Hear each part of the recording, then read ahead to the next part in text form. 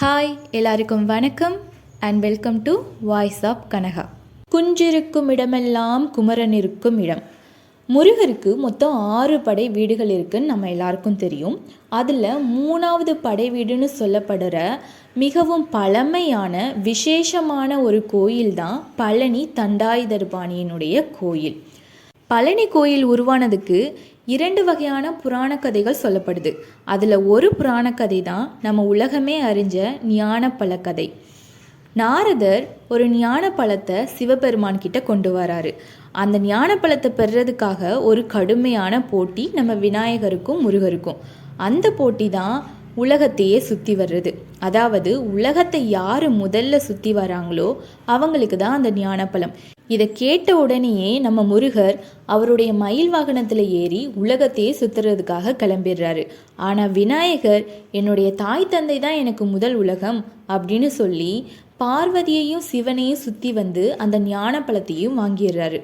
உலகத்தையே சுற்றிட்டு வந்து பார்த்த முருகருக்கு மிகப்பெரிய ஏமாற்றம்.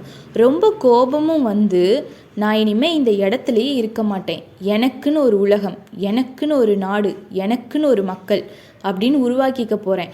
என்னை பார்க்கணும் அப்படின்னா எல்லாரும் அங்கே வந்து பார்த்துக்கோங்க அப்படின்னு சொல்லி பழனி மலைக்கு வந்துடுறாருங்க. அப்படி உருவானது தான் இந்த பழனி மலை கோயில் அப்படின்னு ஒரு புராண கதை சொல்லுது. அடுத்த புராண கதை என்ன அப்படின்னா அதுதான் இடும்பனுடைய கதை. அதாவது பொதிகை மலையில் வாழ்ந்த அகத்திய முனிவருடைய ஒரு சீடன் தான் இடும்பாசுரன் அப்படிங்கிற அசுரன். அகத்திய முனிவர் இடும்பன் கிட்ட கைலைக்கு போய் அங்கே இருக்கிற சிவகிரி சக்திகிரி அப்படிங்கிற 2 மலையையும் தன்னுடைய பூஜைக்காக கொண்டு வர சொல்கிறாரு. இடும்பனும் அகத்தியருடைய சொற்படி அவனுடைய மனைவியான இடும்பியோட கைலைக்கு போகிறான். அங்கே போய் அங்கே இருக்கிற சிவகிரி சக்திகிரி அப்படிங்கிற 2 மலையையும் ஒரு பெரிய பிரம்ம தண்டத்தில் 2 பக்கமும் தராசு போல தன்னுடைய தோளில் காவடி தூக்குற மாதிரி தூக்கிட்டு வரான். ரொம்ப தூரம் வர்றாங்க. வந்த பிறகு ரொம்ப களைப்பாக இருக்கிறதுனால ஒரு இடத்துலையும் வைக்கிறான். வச்சுட்டு 2 பேருமே கொஞ்ச நேரம் ஓய்வெடுக்கிறாங்க. கொஞ்ச நேரம் கழித்து அந்த மலையை அவனுடைய தோளில் தூக்க பார்க்குறான். ஆனால் ஒரு பெரிய ஆச்சரியம், அந்த மலையை அவனால் தூக்க முடியலைங்க. அவனுக்கு என்ன பண்ணணும்னு தெரியல. அப்பந்தான் அங்கே இருக்கிற சக்திகிரி அப்படிங்கிற ஒரு மலைக்கு மேலே ஒரு சிறுவன் ஏறி நிற்கிறத பார்க்குறான். அந்த சிறுவன் முகத்தில் அப்படி ஒரு அழகு. இடும்பனும் அந்த சிறுவன் பக்கத்தில் போய், என்னப்பா நீ எங்கே இருந்து வர்ற, உன்னுடைய அப்பா அம்மா யாரு, உனக்கு எந்த ஊர் அப்படின்னு நிறைய கேள்விகளை கேட்குறான். ஆனால் அந்த சிறுவன் எந்த கேள்விக்குமே பதில் சொல்லாமல் இடும்பனை பார்த்து சிரிச்சுக்கிட்டே இருக்கான். இதை பார்த்த இடும்பனுக்கு ரொம்பவும் கோபம் வருது. அந்த சிறுவன் இடும்பனை பார்த்து, இது என்னோட மலை, என்ன எதுக்கு இங்கேருந்து போக சொல்கிற, நீ வேணும்னா என்கிட்ட போருக்கு வரியா அப்படின்னு இடும்பனை பார்த்து கூப்பிடவும் இடும்பனுக்கு இன்னும் கோபம் வந்து இடும்பன் அந்த சிறுவன் கிட்ட கையை ஓங்குறான்.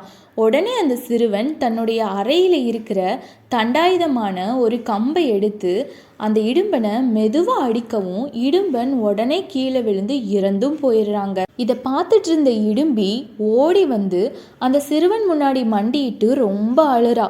உடனே அந்த சிறுவன் ஒரு பெரிய உருவமாக மயில் வாகனத்தில் முருகரா இடும்பிக்கு காட்சி கொடுக்குறாருங்க. உடனே இடும்பனும் தூங்கி எந்திரிச்ச மாதிரி எந்திரிக்கிறான். இடும்பனுடைய அன்பை பார்த்த முருகர் அவனை தன்னுடைய காவல் தெய்வமாக ஆக்கிக்கிறாருங்க. இப்போவும் நம்ம பழனி மலைக்கு போனோம் அப்படின்னா அங்கே இடும்பனுக்குன்னு ஒரு கோயில் இருக்கிறதையும் பார்க்கலாம். அது மட்டும் இல்லாமல் நம்ம பழனி தண்டாயுதபாணியை தரிசிக்கிறதுக்கு முன்னாடி இடும்பனை முதல்ல தரிசனம் பண்ணிட்டு தான் அவரை தரிசிக்கணும் அப்படிங்கிறது ஒரு ஐதீகம். இது இன்னொரு வகையான புராண கதைங்க. நம்ம பழனி கோயிலில் தைப்பூசம், பங்குனி உத்திரம், சூரசம்காரம் இந்த விழாக்கள்லாம் மிக சிறப்பாக கொண்டாடப்படுதுங்க. இந்த விழாக்களில் பக்தர்கள் காவடி எடுக்கிறது மிகவும் சிறப்பு. அதுலேயும் முதல்ல காவடி எடுத்த பெருமை நம்ம இடும்பனுக்கு தாங்க சேரும். பொதுவாக நம்ம எல்லாருக்கும் தெரியும், கோயிலில் உள்ள மூலவர் சிலை ஒரு சிற்பியால் செய்யப்பட்டிருக்குங்க. ஆனால் இந்த கோயிலினுடைய ஒரு சிறப்பே இங்கே இருக்கிற மூலவர் சிலை ஒரு போகர் அப்படிங்கிற ஒரு மிகப்பெரிய சித்தரால் செய்யப்பட்டிருக்கு. நம்ம எல்லாரும் பார்த்துருப்போம், கோயில் சிலைகள் கற்களாலேயோ இல்லைனா ஐம்பொன், வெண்கலம் இப்படிப்பட்ட உலோகங்களால் செய்யப்பட்டிருக்கும். ஆனால் இந்த கோயில் சிலை ஒரு நவபாஷான சிலை. நவபாஷானம் அப்படின்னா என்ன அப்படின்னு நீங்கள் கேட்கலாம்.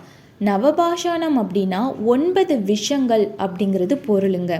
அதாவது எதிர்காலத்தில் வரக்கூடிய ஒரு கொடிய நோய்க்காக போகர் சித்தர் சுமார் 2800 வருஷங்களுக்கு முன்னாடியே இப்படிப்பட்ட ஒரு நவபாஷான சிலையை பண்ணினாரு அப்படின்னு சொல்கிறாங்க. இதுக்காக போகர் 4000க்கும் மேற்பட்ட மூலிகைகளை பல்வேறு வகையான இடங்களில் இருந்து சேகரித்து வந்து அதில் இருந்து 9 வகையான விஷங்களை உருவாக்கி அந்த 9 வகையான விஷங்களை கொண்டு இப்படி ஒரு நவபாஷான சிலையை பண்ணினாரு அப்படின்னு சொல்லப்படுதுங்க. நவபாஷான சிலையை உருவாக்குறது ஒன்றும் அவ்வளோ ஒரு சாதாரண விஷயம் இல்லைங்க. இந்த நவபாஷான சிலையை உருவாக்கணும் அப்படின்னா அதுக்கு ரசவாதம் அப்படிங்கிற கலை முழுமையாக தெரிஞ்சிருக்கணும். நம்ம போகர் சித்தர் ரசவாத கலையில் சிறந்து விளங்கினதுனால மட்டும்தான் இப்படி ஒரு சக்தி வாய்ந்த சிலையை அவரால் உருவாக்க முடிஞ்சிருக்குங்க. போகர் மொத்தம் 2 நவபாஷான சிலைகளை உருவாக்கியிருக்காருங்க. அதில் ஒன்று தான் பழனி கோயிலில் இருக்குது, இன்னொன்று கொடைக்கானல் பக்கத்தில் இருக்கிற பூம்பாறை குழந்தை வேலப்பர் கோயிலில் இருக்குங்க. நம்ம தமிழ்நாட்டில் எடுத்துக்கிட்டோம் அப்படின்னா மொத்தம் 4 இடங்களில் நவபாஷான சிலைகளை நம்ம பார்க்கலாம். ஒன்று பழனி கோயில், 2வதா கொடைக்கானல் பக்கத்தில் இருக்கிற பூம்பாறை குழந்தை வேலப்பர் கோயில், 3வதா சிவகங்கை பெருச்சி கோயில், 4வதா தேவிப்பட்டினத்துலேயும் பார்க்கலாங்க. பொதுவாக இந்த நவபாஷான சிலையை வழிபடுறவங்களுக்கு நவகிரகங்களால் ஏற்படுற தீங்கு நீங்கும் அப்படின்னு சொல்லப்படுது. அது மட்டும் இல்லாமல் இந்த நவபாஷான சிலையை வழிபடுறவங்க நவகிரகங்களையும் ஒருங்கே வழிபட்டதா அர்த்தம் அப்படின்னு சொல்லப்படுதுங்க. இன்னொரு ஆச்சரியமான விஷயம் என்ன அப்படின்னா, இந்த நவபாஷான சிலைக்கு செய்யப்படுற அபிஷேக நீரை நம்ம குடிக்கிறதுனால நம்ம உடம்புல இருக்கிற வியாதியெல்லாம் குணமாக்கப்படுதாங்க. இந்த நவபாஷான சிலைக்கு 4 வகையான அபிஷேக பொருட்களை மட்டும்தான் பயன்படுத்துகிறாங்க. அது என்னென்ன அப்படின்னா பஞ்சாமிர்தம், நல்லெண்ணெய், விபூதி, சந்தனம். இதில் மார்கழி மாதத்தில் மட்டும் பன்னீர் பயன்படுத்துகிறாங்க.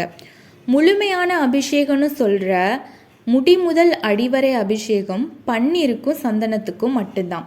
இதில் சிரசி விபூதி சித்தர்களுடைய உத்தரவால் அங்கே வர்ற பக்தர்களுக்கு கொடுக்கப்படுதான். இது கிடைக்கிறது மிகப்பெரிய புண்ணியம் அப்படின்னு நம்பப்படுதுங்க. இந்த நவபாஷான சிலை மிகுந்த சூடாக இருக்குமா, அதனால் இரவு நேரத்தில் அதில் இருந்து நீர் வெளிப்படுமா. இதை தான் மக்கள் தண்டாயுதபாணியினுடைய வியர்வை அப்படின்னு நம்புகிறாங்க. பழனி மலையில் மொத்தம் 2 மரகத லிங்கங்கள் இருக்காங்க. இந்த 2 மரகத லிங்கங்களையும் போகர் அவர் வாழ்ந்த காலத்தில் பூஜை பண்ணாராம். இதில் ஒரு மரகத லிங்கம் முருகர் சன்னதியிலையும் இன்னொரு மரகத லிங்கம் போகருடைய சமாதிக்கு மேலேயும் இருக்காங்க. போகர் தியானம் பண்ண குகை பழனி கோயிலில் நம்ம இன்னமும் பார்க்கலாம். அந்த குகையில் நம்ம தியானம் பண்ணும்போது நம்மளுக்கு முழுமையான பிரபஞ்ச சக்தி கிடைக்கிறதாகவும் சொல்லப்படுதுங்க. இவ்வளவு சக்தி வாய்ந்த கோயில் நம்ம தமிழ்நாட்டில் இருக்கிறதும், அவர் ஒரு தமிழ் கடவுளாக இருக்கிறதும், அது மட்டும் இல்லாமல் அவர் நம்ம எல்லாருக்கும் பிடிச்ச முருகராக இருக்கிறதும் நம்மளுக்கு எவ்வளோ ஒரு பெருமைங்க. நீங்கள் அடுத்த தடவை பழனி கோயிலுக்கு போகும்போது நான் சொன்னதை கண்டிப்பாக போய் பாருங்கள். இந்த வீடியோ பிடிச்சிருந்துச்சு அப்படின்னா லைக் பண்ணுங்கள். பழனி கோயிலை பற்றி நீங்கள் யாருக்காவது சொல்லணும்னு நினச்சிங்க அப்படின்னா இந்த வீடியோவை ஷேர் பண்ணுங்கள். நம்ம அடுத்த வீடியோவில் பார்க்கலாம். நன்றி, வணக்கம்.